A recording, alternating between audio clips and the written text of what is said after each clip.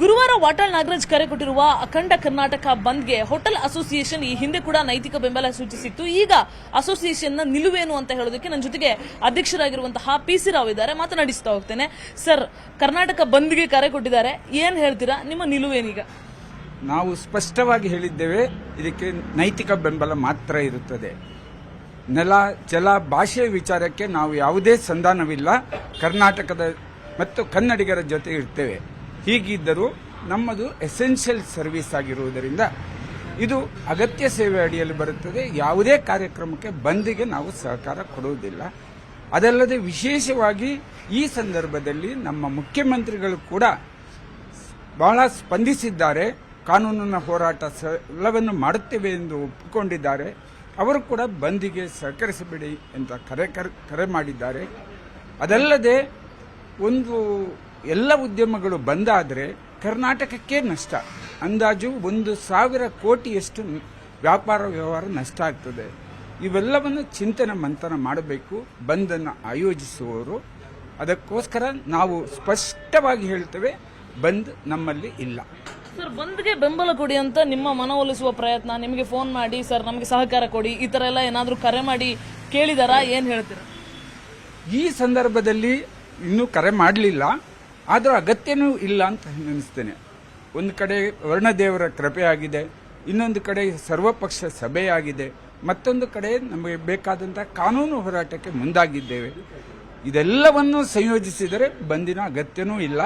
ನಾನು ಕೂಡ ನಿಮ್ಮ ಮುಖಾಂತರ ಕೇಳ್ಕೊಳ್ತಾ ಇದ್ದೇನೆ, ವಾಟಾಳ್ ನಾಗರಾಜರವರು ಬಂದನ್ನು ಹಿಂಪಡೀಲಿ ಅಂತ ಕೇಳ್ತಾ ಇದ್ದೇನೆ.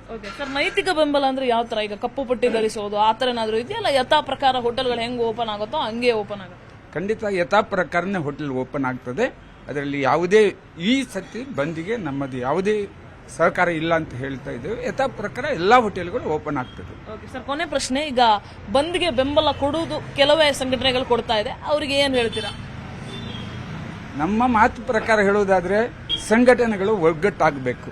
ಕನ್ನಡ ನಾಡಿನಲ್ಲಿ ಕನ್ನಡ ಸಂಘಗಳು ಎಲ್ಲವೂ ಒಟ್ಟಾಗಿ ಯಾವುದೇ ನಿರ್ಧಾರಗಳನ್ನು ತೆಗೆದುಕೊಳ್ಳಬೇಕು. ಅದು ನಿರ್ಧಾರಗಳು ಸಮಂಜಸವಾಗಿರಬೇಕು. ನಾವು ಕನ್ನಡ ಸಂಘಗಳ ಒಟ್ಟಿಗೆ ಇರ್ತೇವೆ ನಾವು, ಆದರೆ ಬಂದ್ ವಿಷಯ ಬಿಟ್ಟು ಬೇರೆ ಎಲ್ಲಾ ವಿಚಾರಗಳಲ್ಲಿ ನಾವು ಸಂಘಟನೆ ಜೊತೆ ಇರ್ತೇವೆ. ಇದಿಷ್ಟು ಬೆಂಗಳೂರು ಹೋಟೆಲ್ ಅಸೋಸಿಯೇಷನ್ನ ಅಧ್ಯಕ್ಷರಾಗಿರುವಂತಹ ಪಿಸಿ ರಾವ್ ಹೇಳ್ತಾ ಇರುವಂತದ್ದು.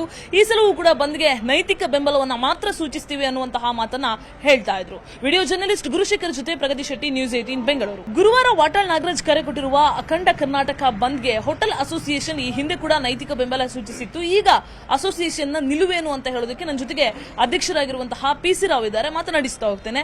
ಸರ್, ಕರ್ನಾಟಕ ಬಂದ್ಗೆ ಕರೆ ಕೊಟ್ಟಿದ್ದಾರೆ, ಏನ್ ಹೇಳ್ತೀರಾ? ನಿಮ್ಮ ನಿಲುವೇನೀಗ?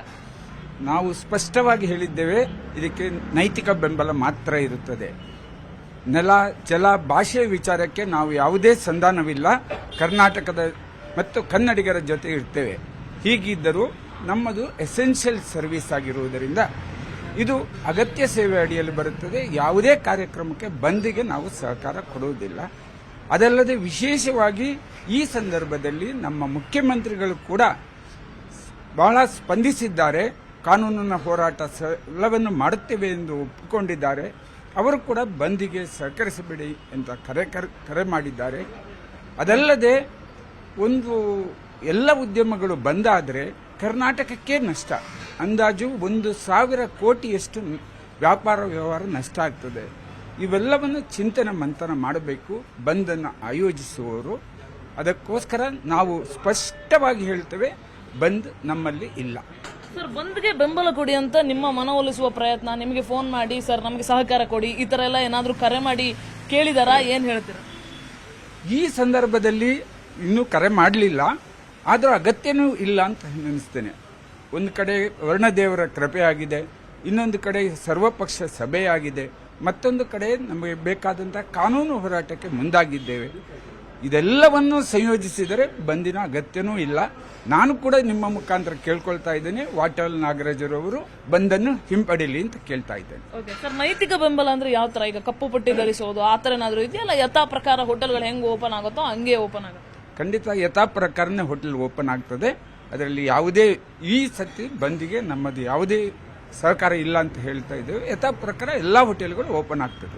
ಸರ್, ಕೊನೆ ಪ್ರಶ್ನೆ, ಈಗ ಬಂದ್ಗೆ ಬೆಂಬಲ ಕೊಡುವುದು ಕೆಲವೇ ಸಂಘಟನೆಗಳು ಕೊಡ್ತಾ ಇದೆ, ಅವರಿಗೆ ಏನ್ ಹೇಳ್ತೀರಾ?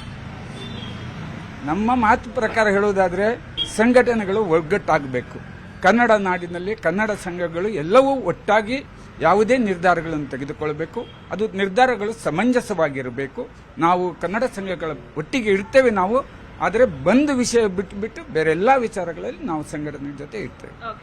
ಇದಿಷ್ಟು ಬೆಂಗಳೂರು ಹೋಟೆಲ್ ಅಸೋಸಿಯೇಷನ್ನ ಅಧ್ಯಕ್ಷರಾಗಿರುವಂತಹ ಪಿಸಿ ರಾವ್ ಹೇಳ್ತಾ ಇರುವಂತದ್ದು.